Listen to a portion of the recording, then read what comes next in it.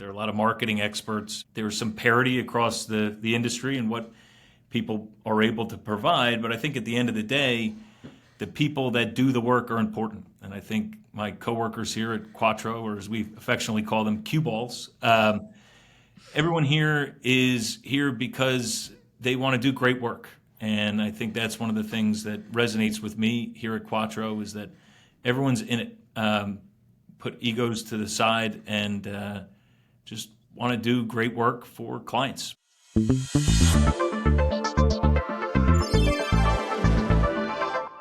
Hey everyone, and welcome back to the Exact Digital Podcast, where we sit down with marketing leaders who have built their agencies with intention through trust, performance, and real partnership. Today, I'm joined by Charlie Scott, Vice President, Group Account Director of Quattro, a performance-driven agency helping financial brands grow through smart, full-funnel marketing. With over 20 years in the game, Charlie knows how to build trust, deliver results, and stay flexible in a space that's always changing. In this episode, we'll dive into how Quattro's evolved from direct mail to full-funnel digital media, why flexibility and fit are more important than out-of-the-box offerings, the power of client experience and transparency in agency growth, and why being clear about who you aren't is just as important as who you are. Charlie, welcome to the show. Thanks for having me, Kenzie. Yeah, absolutely. Well, Quattro recently celebrated 20 years. How has the agency evolved from its direct marketing roots to where you are today?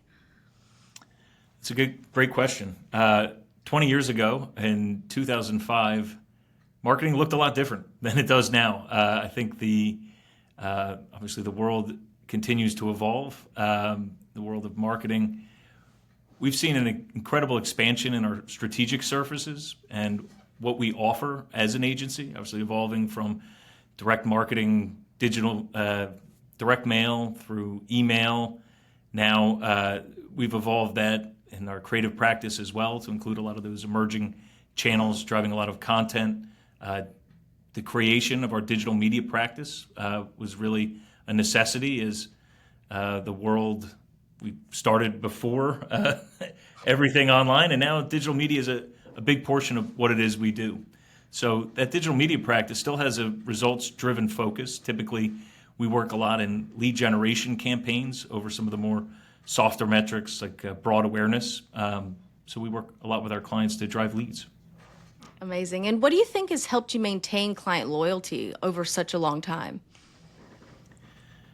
So I think a big part of it is follow through and trust. The team I help lead, our account team, is laser focused on delivering for clients on a daily basis.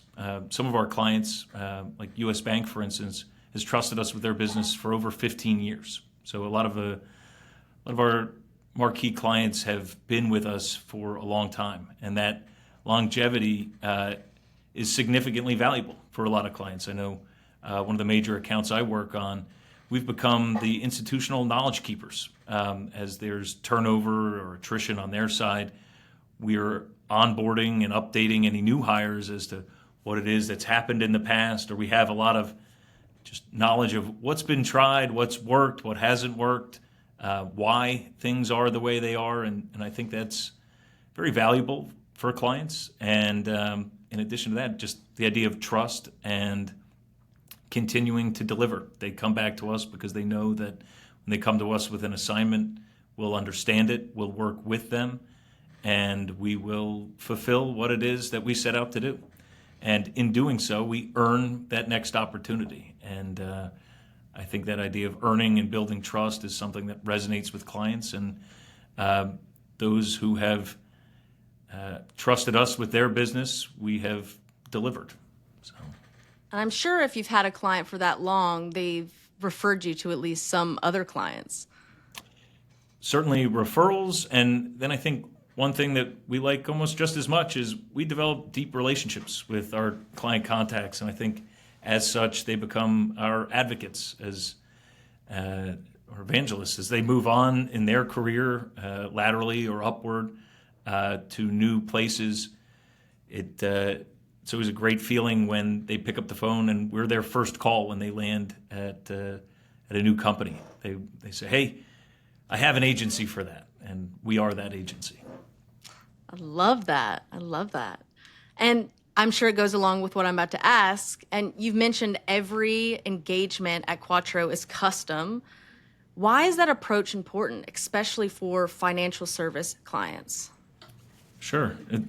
Great question. I think in what we do, every client is unique. Whether it's their geographies, their audiences, their product mix, their rates, their goals, their tech stack, even down to their internal resources. One may have a full agency group in-house, and we're working as kind of a spillover or a tactical deployment group. Some we're working with them to be kind of everything. And so as such, we evaluate each engagement through that. And we don't have a box solution that we force clients into. We work with them to understand what's their challenge, and we develop a bespoke engagement tailored to those needs.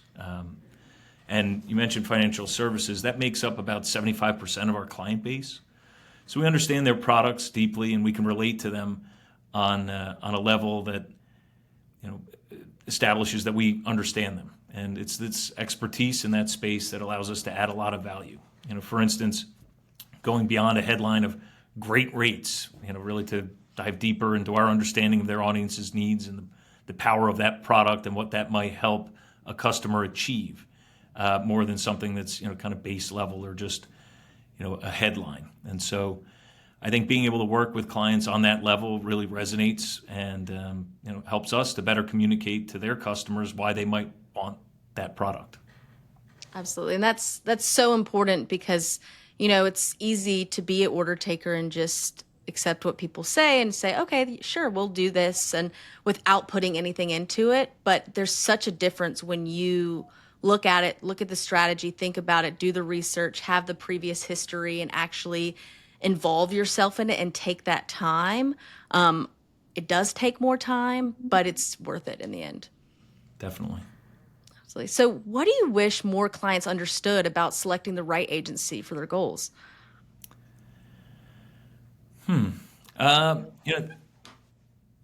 Reminds me of a quote I've heard before, which is, people don't buy agency services, they buy people. And I know I talked a lot about trust in the previous questions, but there are a lot of agencies out there. There are a lot of marketing experts. There's some parity across the industry and what people are able to provide. But I think at the end of the day, the people that do the work are important. And I think my coworkers here at Quattro, or as we affectionately call them, cue balls, everyone here is here because they want to do great work.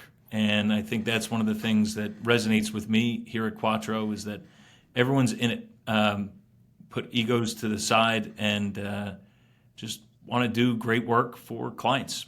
And, it's not about anything other than building that level of trust. So when selecting an agency, the idea of, do you trust the people to deliver on your behalf? There may be a lot of buzzwords, jargon getting thrown around, but at the end of the day, do the people you're working with understand your business? Do they understand your goals? And do you believe that they can do the work for you? Absolutely. And in our pre-podcast meeting, we discussed that the smartest people in the room are able to admit when they don't know something. So you mentioned egos just then, and it's so important to focus on learning rather than thinking, oh, I know everything, because things are ever evolving. And that's just going to stop you in your tracks and stunt your growth. So how has that shaped how you build client and partner relationships? Sure. I think one of the things that we're constantly doing is asking questions, continual curiosity. I mentioned before how every client is different. And I think understanding each client, how they make money. And then on top of that, within the structure of their organization, what is their compensation? What is their driver? What is the goal for their group? So without being vulnerable enough to ask those questions, and sometimes asking the stupid questions. They may seem foundational or kind of like a duh question, but airing it out so everyone's on the same page and you're eliminating ambiguity. So the idea of everybody needing to be on the same page to move forward and see success, I think, we're very much able to admit when we don't know something and asking a question or diving in a little bit deeper. I think another piece there is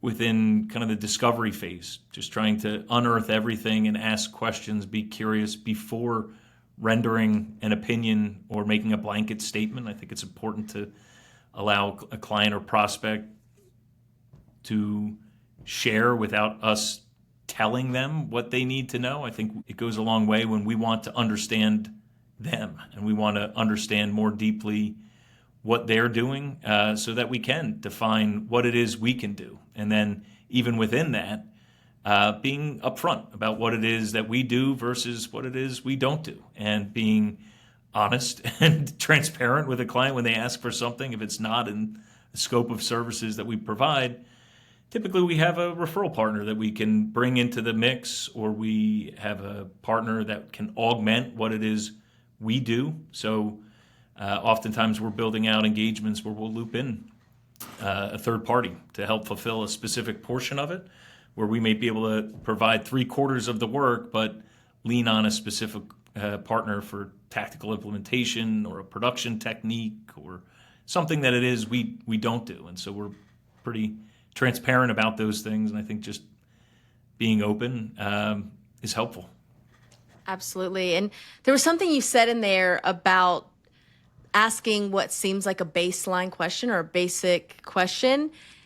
And there's, as a marketer, it's difficult. There's a balance of, I want to look like an expert. I want to be the expert that I am, but I also need the answer to this question. I don't want to look stupid. So the people listening, like, that's such an important conversation to understand that the person that you're speaking to knows that you're a human being.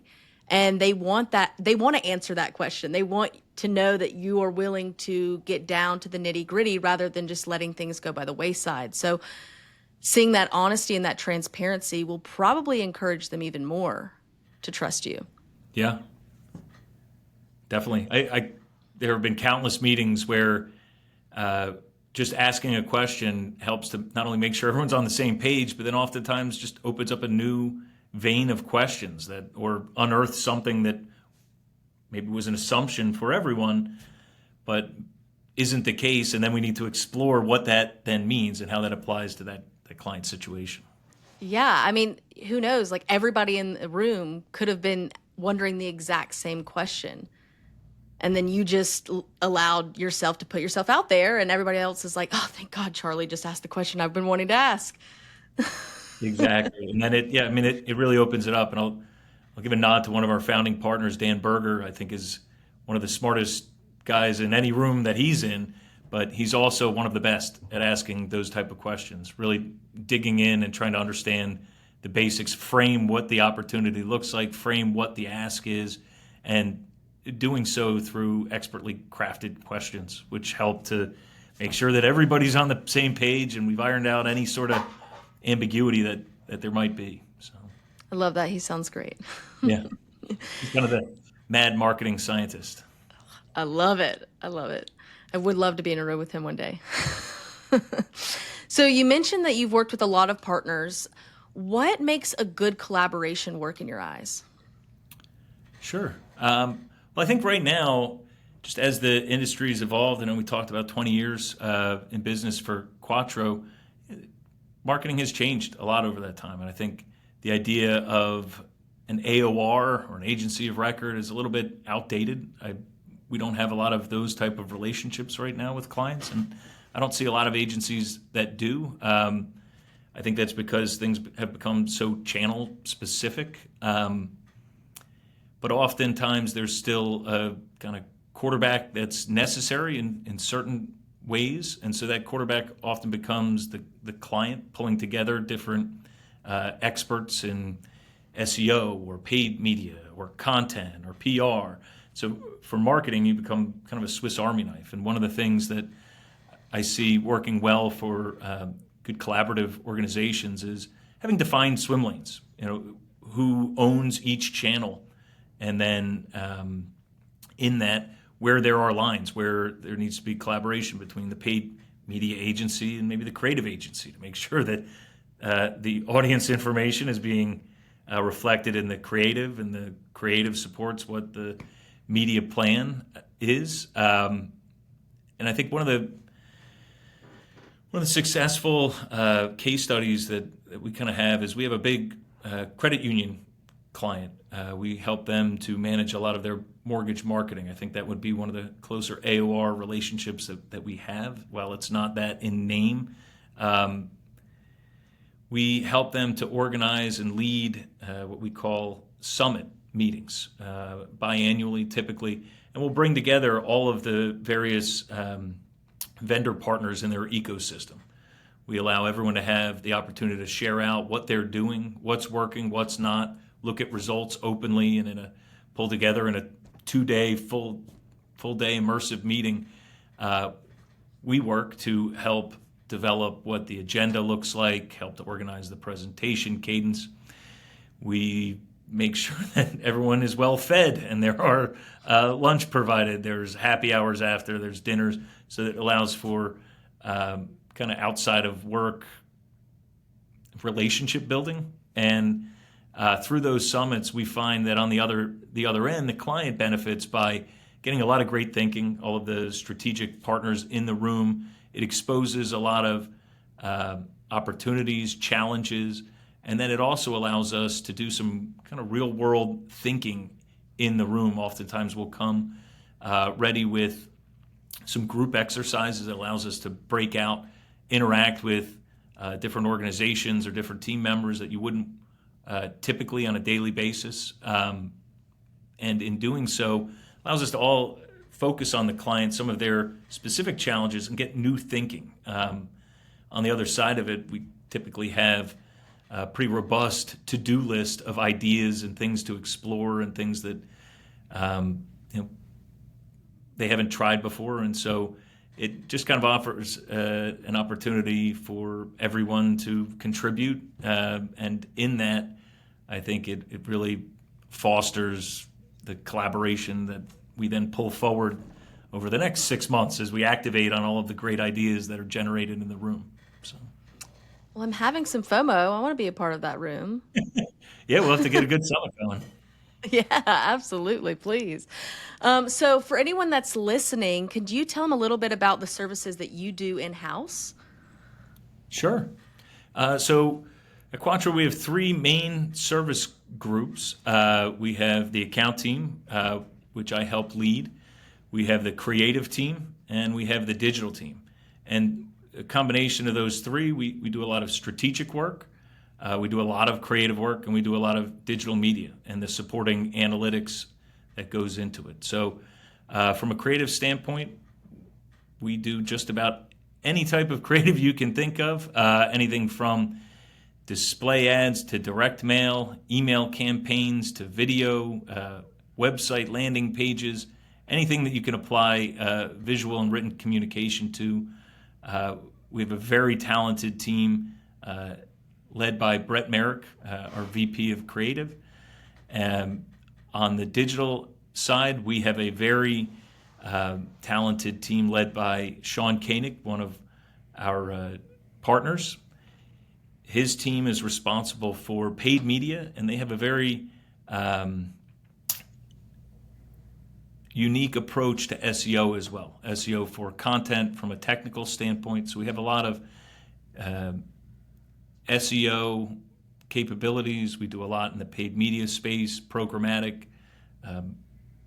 paid social, and really any type of media that our clients need, we develop those solutions. And then from a reporting standpoint, we develop reporting dashboards customized to client needs, whether that's for direct marketing, if we're helping them with their direct mail and email, if we're doing more for some of our financial clients, we'll do a lot of portfolio analysis work so they can understand their customers a little bit better and how that ties into the marketing. And then from a paid media standpoint, those dashboards help us to optimize the media, the creative, understand what's happening with campaigns and pivot quickly to new channels and new partners as we see performance fluctuations. That's amazing. That is a great explanation, honestly. Sometimes it's hard to pin down, okay, like this, that, and the other, but I completely wrapped my head around that perfectly. Great. Thank you. Yeah, of course. So, where do you see the biggest growth opportunities in the agency world right now, whether for Quattro or others? Wow. I know. It's a tough one, but I would say, I don't want to go down the AI kind of rabbit hole. I think there's a lot of interesting things that presents as far as challenges and opportunities. But I think for us, we've had a significant focus on digital media and our ever evolving practice. And I think from a paid standpoint, we do a lot to help our clients, from inception all the way through the lead, and how to nurture that lead and how to turn that lead into a closed engagement or a sale. But I think one of the things that I see as pretty avant-garde and something that we're doing that presents an opportunity through AI is understanding and auditing how clients leverage organic. Right now, there's a pretty significant change in a lot of the organic search trends. We see 40% of traffic is a lot different than it used to be this time last year. And the idea of evolving your web presence for GEO, AIO, AEO, developing experiential content over keyword stuffed blogs. How can you make sure that your website is ready for when AI is helping to find information for humans? I think I see how websites are used continuing to evolve in a way where maybe there's more of the human side of the page, and then also what does ChatGPT or your AI agent of choice, what does it see on the website, and how does it consume information?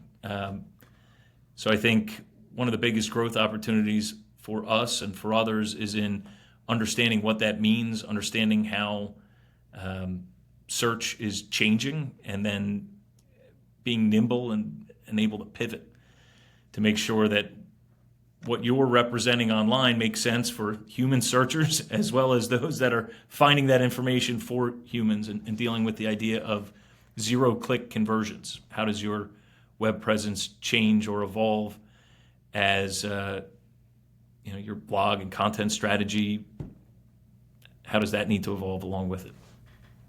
Awesome. Well, you mentioned earlier something about sometimes you will assist and tack on your services for other agencies. If there's another agency that's listening in and thinking about collaboration, what would be the best way for them to know that you'd be a good fit to work with? I would want them to know that we're experienced, we're easy to work with, we're a fun group, and we have a pretty ego-free approach. I think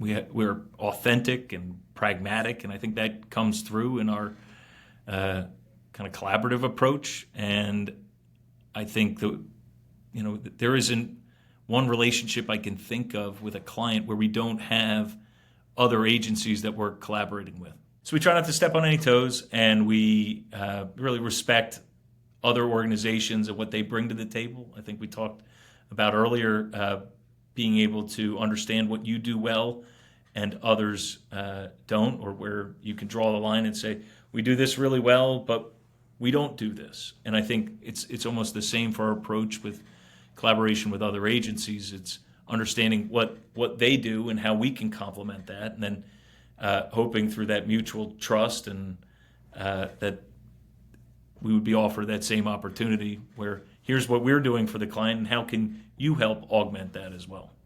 Absolutely. And that's so important to keep in mind in order to stay like boutique agencies, that we can actually give that really great white glove service instead of becoming a huge conglomerate. The only way to really do that in this huge digital space where there's way too many buckets to be filled is to focus on what you're the best at and really hone in on that, perfect your skills, and trust someone that is doing the same thing with another medium, whereas it web design or SEO or paid or whatever it may be. Jack of all trades, master of none. Exactly. And that can be good for some things, but in the digital space, it's really important to know all the details. Yeah. Oh, definitely. So, Charlie, this has been such a fantastic conversation. Your approach to trust, adaptability, and long-term client success is a great reminder of what's possible when agencies operate with integrity. To learn more about Quattro and their work, you can visit quattro.agency. Charlie, thanks again for joining me. Kenzie, thank you for having me.